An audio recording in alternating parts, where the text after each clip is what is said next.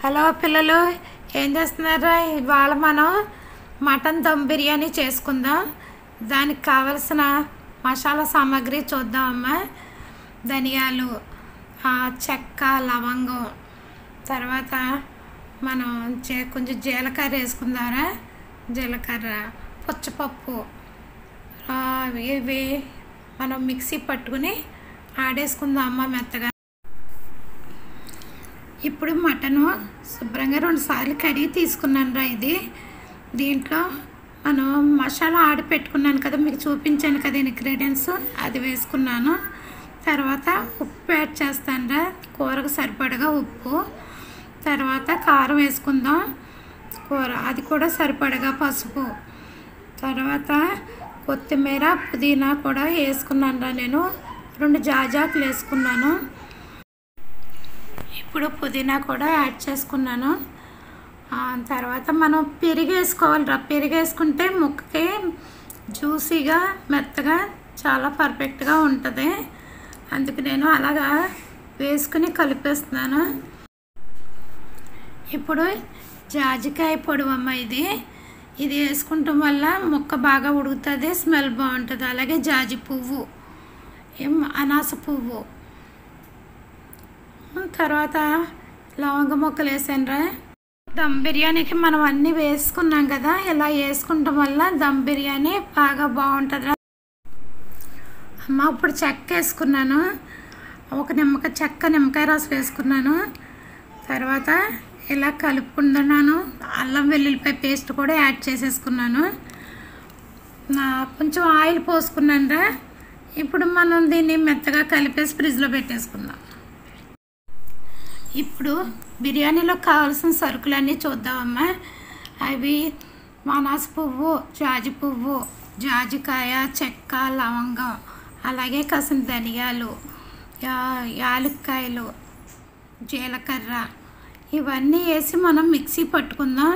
మనకి ఎప్పుడైనా ఇన్స్టెంట్గా త్వరగా మనం చేసుకోవాలనుకున్నప్పుడు ఈ పొడి చాలా పనిచేస్తుందిరా. అందుకని నేను ఇలాగా పొడి చేసుకుని పెట్టుకుంటున్నాను.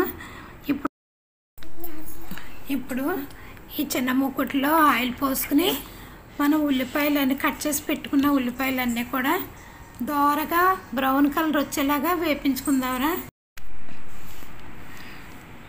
ఇప్పుడు ఉల్లిపాయ ముక్కలు వేగిపోయి తీసేసుకున్నాను రా ప్లేట్లోకి. ఇప్పుడు మనం ఆయిల్ పోసుకుందాం. కుక్కర్లో ఆయిల్ పోసుకుని ఉల్లిపాయలు వేయించిన ఆయిల్ ఉంది కదా, అది 2 గరిటెలు వేసుకున్నాను. వేసుకుని ఇప్పుడు మటన్కి అన్ని ఇంగ్రీడియంట్స్ పట్టించేసాం కదా, అది ఆయిల్లో వేసేసాను. జస్ట్ 2 నిమిషాలు దాన్ని అలా కుక్ చేద్దామరా. కుక్ చేసి ఇలా మనం కుక్ చేసుకుంటాం వల్ల ఇవన్నీ 2 గంటలన్నర సేపు నేను ఫ్రిడ్జ్లో పెట్టాను రా. ఇప్పుడు ఇలా కుక్ చేసుకుంటాం వల్ల ముక్క చాలా సాఫ్ట్గా ఉంటుంది. 2 నిమిషాలు అయిపోయింది. 1 టీ గ్లాసు నీళ్ళు యాడ్ చేశాను. తర్వాత మనం 2 విజిల్స్ వచ్చేలాగా విజిల్ పెట్టుకుంటాంట. చూడండి, ముక్క ఇప్పుడే సాఫ్ట్గా అయిపోయిందిరా, చాలా మెత్తగా ఊడిపోతున్నట్టుగా ఉన్నది. ఇప్పుడు ఇంక 2 విజిల్స్ వేసుకుంటే సరిపోద్ది. ఇప్పుడు పక్క పొయ్యి మీద ఎసరా నీళ్ళు పెట్టుకున్నానమ్మా. ఇప్పుడు అందులో మనం ఆ వాటర్ మరుగుతుంది. ఇప్పుడైతే మనం బియ్యం యాడ్ చేసేసుకుందాం. అందులో బియ్యం యాడ్ చేసుకుని ఆ బియ్యంలో మనం ఉప్పు కూడా వేసుకోవాలిరా. బియ్యానికి సరిపడ్డ ఉప్పు వేసుకోవాలి. తర్వాత నేను కొంచెం పుదీనా, కొత్తిమీర కూడా యాడ్ చేసుకున్నాను. బియ్యం వేసుకుని తర్వాత ఇంకొక చిన్న ట్రిప్ రా మీకు ఏంటంటే, ఇది వాటర్ ఎక్కువైపోయింది, కొంచెం తీసేసుకున్నాను. ఇప్పుడు బియ్యం అలాగా 60% అందులోనే కుక్ అయిపోవాలిరా మనకి. నేనైతే ఆ లోటాడి బియ్యం తీసుకున్నాను రా. ఇంకా దీనికి కొలత ఏమీ లేదు, ఎందుకంటే నేను ఎసరు పెట్టేశాను కాబట్టి ఇంకా డైరెక్ట్గా చేసుకుంటాం. మీకు ఎలా కాలితే అలా బియ్యం వేసుకుని మీరు ఇంగ్రీడియంట్స్ కూడా పెంచుకుని చేసుకోవచ్చు మీరు. తర్వాత మనకి కొంచెం ఆయిల్ వేసుకుంటే మనకి బియ్యం సివిడిపోకుండా ఉంటాయిరా. ఇప్పుడు మాంసం ఉడికిపోయింది, మటన్. ఇప్పుడు మనకి రైస్ అయితే పర్ఫెక్ట్గా ఒక 60% ఉడికిపోయిందిరా. ఇంకా మళ్ళీ ఇందులో మగ్గాలి కదా మనకి, అందుకని మీ మటన్ కూరలో బియ్యాన్ని రైస్ని యాడ్ చేసేస్తున్నాను. ఇలా యాడ్ చేసుకోండి. అంతా కుక్ అయిపోయింది అనుకోండి, మనకు సిగుడిపోతుంది కాబట్టి ఇలా తీసుకోవాలి. ఇప్పుడు ఆనియన్స్ వేసుకున్నాను, అలాగే కొత్తిమీర, పుదీనా, నెయ్యి వేసుకున్నాను. ఇప్పుడు మళ్ళీ మిగిలిన రైస్ కూడా ఉంది కదా, మనం అది కూడా యాడ్ చేసేసుకుందాం.